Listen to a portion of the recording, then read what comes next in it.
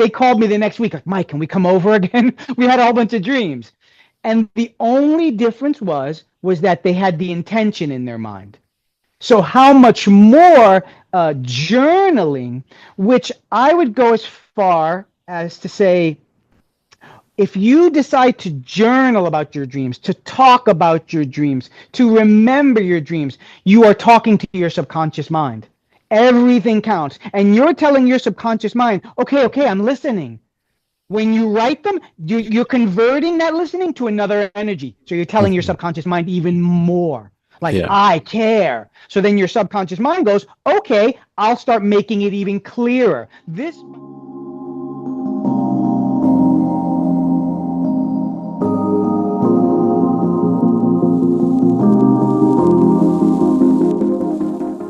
Hello, everyone. I'm Kirby Valladares, and welcome to Spirit Said So. Together, we'll explore powerful stories of near death experiences and spiritual gifts, conversations that may forever change the way you see life. Today, we have a wonderful guest. His name is Michael Suarez. He is a teacher, trainer, published author, and professional dream interpreter. Though his interest in dreams began early in life, he didn't begin formally interpreting, writing, and teaching about them until 2020. Since then, he has interpreted hundreds of dreams for people around the world and published 3 books on dream interpretation. His book series, The Dream Detective, shares its name with his professional and social media identity. Michael also shares insights on dreams and spiritual symbolism through periodic content on YouTube and Instagram. Folks, please welcome the dream detective, Michael Suarez.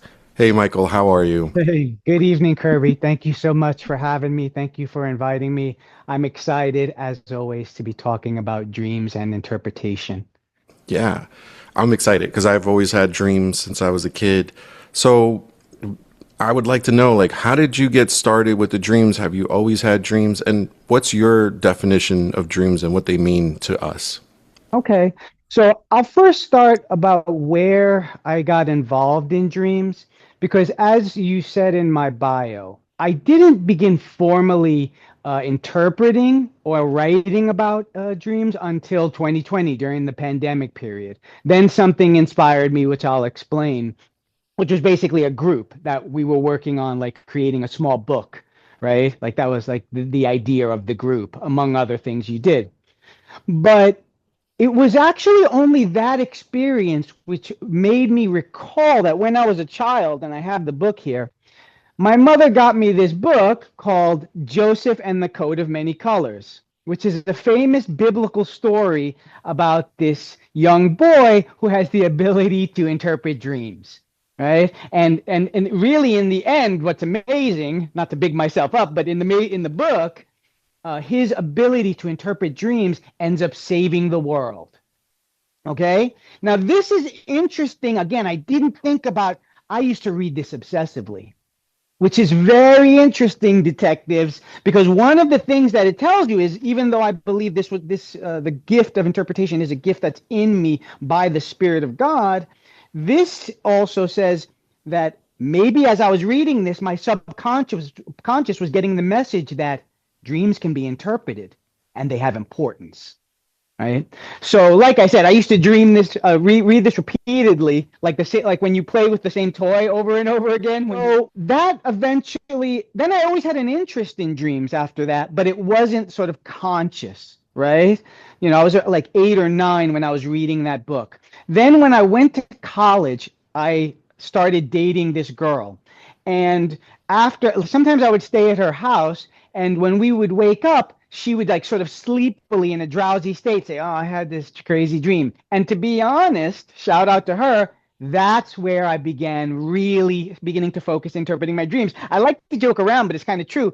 To interpret her, to impress her, I was trying to impress her. So I put my mind to it, and I started to say, "Hey, I think this means this." And she was like, "That sounds right." And that really was the beginning of it for me, that I began to just have that in my mind. And then a lot of time passed.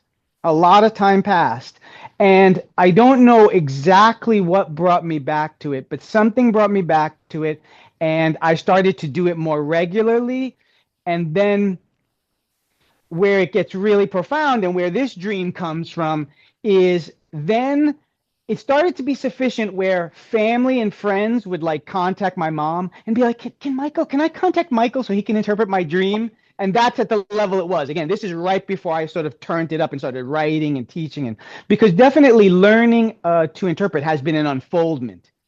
That is definitely how I would describe it. It's like first you understand, oh, it's all symbols. And then you're like, whoa, every single detail counts. And then you're like, oh, the symbols are like hieroglyphs. You can kind of put them together and then like make a meaning out of them. So again, you start to understand all this stuff, but mainly through the practice. And so when my mother's friends would contact me and ask me about the dreams, to be honest, interpreting their dreams really taught me the whole craft of it, the whole craft of interpretation. You just said it. So it's coming from you. So it's coming from your subconscious mind, or because I think sometimes we think, oh, it's coming from maybe spirit sending me a message. Yeah. So is it more of your subconscious that's communicating with you since they know, or is it your higher self? Or is it a combination of both? Yeah, that's a very good question. And it is something that I've been working on and something that I want to talk about in my next Dream Detective book, because it's like an area that I have had to go in, because I can tell you from experience very plainly, I've interpreted, I say hundreds, you know, I think I'm probably at like 1,000. Okay. And what I've observed is that 90% of the dreams that I get, maybe a little bit more, are what is called like the person's having an emotional reaction. The emotional reaction, this is still amazing, but the emotional reaction is expressing itself as, in the symbology of their dream, right?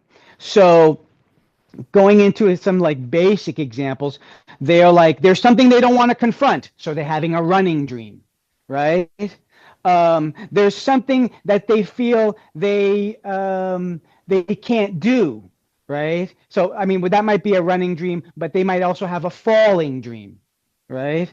Other common symbols that come up all the time, schools, right? And this is again answering the question about whether dreams are a language. They're absolutely a language. There is some subtlety there because it depends how the person thinks about school, right? That's where the subtlety is. But that the symbol is the same for everybody is becomes clear because everybody who's in school is getting some sort of lesson. Right. So that's sort of part one, is that you can tell when you study the dreams enough that, okay, even sometimes they're so weird, but these are all basically a symbolic language representing or corresponding to what's going on emotionally inside of the dreamer. So I like to emphasize, I'm one of these people, I think it comes from my teaching background, where I like to emphasize key points, right? And one of the things I'd like to get people to be like, hey, about their dreams is what's happening is the unconscious realm is talking to the conscious realm. The unconscious part of you, it's in you, but you're not aware of it, is talking, sending messages to the conscious part. The night person is sending messages to, and so on. It really is. And when you understand who's talking, and that this being, and this was a good segue, and that the being who's talking is a genius with spiritual powers, then you begin to more and more understand why the ancients had so much respect for dream and interpretation. I keep looking at the I had to pee part. It's there. Yeah, yeah. So I was going Let to me, ask you, let, can we go through that yeah. example? Yeah. So, like I said, our minds or our subconscious minds, not only in dreams, but all of the time, dream in symbols. So symbols are our language. We talked about NDEs and just footnoting that in NDEs, the language, people don't talk with their mouths, they think. And I think that's why we think this way in dreams. So deeper. And then the beautiful, magnifique chef's kiss is it gives you counsel on how to handle that. Yeah, right. And Like most dreams that. don't give you that. No, most dreams don't. But I'm telling you, I've done it enough where I've seen that dreams are giving counsel. Like the one I just gave you before with the woman. That's a real dream, Yeah, yeah, you yeah. know. This one, and like I said, I have found a lot of dreams are giving warnings. Yeah, a lot of dreams are giving warnings. Happy, like victorious dreams are less common. They do Mm, happen though. They do right. happen. Yeah. Let's talk about like teeth falling out and your interpretation of what teeth falling out means. As far as like the symbolism that you interpret it as. Yeah. So first, I'll quickly address the like common superstitious interpretation, which actually I would say is not terrible. It's not the worst interpretation I've ever heard, but in dream language, things are connected very practically. They're just talking about your emotions. Again, like it's always going to be practical. So you'd be like, how would I feel if this was happening in real life? And losing your teeth is part of the overall symbology of death. So again, maybe that's why that got associated with, right? But the way that I address these things is I'm like, what would that person be experiencing in real life? And this actually happened where I had this a client who was struggling in her marriage. And the main thing in the marriage was she didn't feel she could communicate with her husband. And she kept dreaming that her teeth were falling out, right? And some of them were super challenging. Like this one lady had a dream about Raskolnikov, which is a character in literature from Crime and Punishment. But I knew the character, and she had a super complicated dream, and I went on and did her dream. Um, Other people too. But then the fun ones where it was more short was like me and Jeff would go on, and then like 7, 8 people would like he'd read them from the chat, and then I would just interpret them. And I felt generally pretty good. But once in a while, you like it would be hard to be on the spot like doing it. I remember like one person was booing me. Somebody booed you? That's funny. Yeah, Why would they yeah. do that? Because I think their booing was fair. Like I remember like vaguely like there was like 7 dreams and like theirs came up and I didn't like I all of the other ones I felt like I knocked out of the ballpark, Hmm. but theirs I was like I think it might be something like this, but I didn't feel sure. And when I saw the live later on, I saw they were like boo. I started using the phrase "dreams tell your secrets." Because I even had to start warning people that, like, okay, so I would gather around that same couple, one time they brought their little sister over, right? And we're all sitting around, we're just chatting. It's like a little mira, una fiesta ahí. And then all of a sudden, they're like, Michael, blah, blah, blah, interpret. And she tells me her dream, and I interpret it. She started crying. She started weeping, right? And it made sense. It was about her family and stuff like that, and she was scared. But that sort of like that experience started to solidify, okay, when we do this, we're going into spiritual territory, right? We're going inside of the depths of the person, and the more accurate I am, the more intense their reaction is going to be. So then I think I started to gradually merge my dream interpretation or pair it also with being spiritual minded and being spiritual in my approach, like praying before I meet with a person, praying over people's dreams, just basically again being definitively spiritual minded about the experience. It's a mixed bag though. Like some people I've heard once or twice interpret, and it seemed very random to me.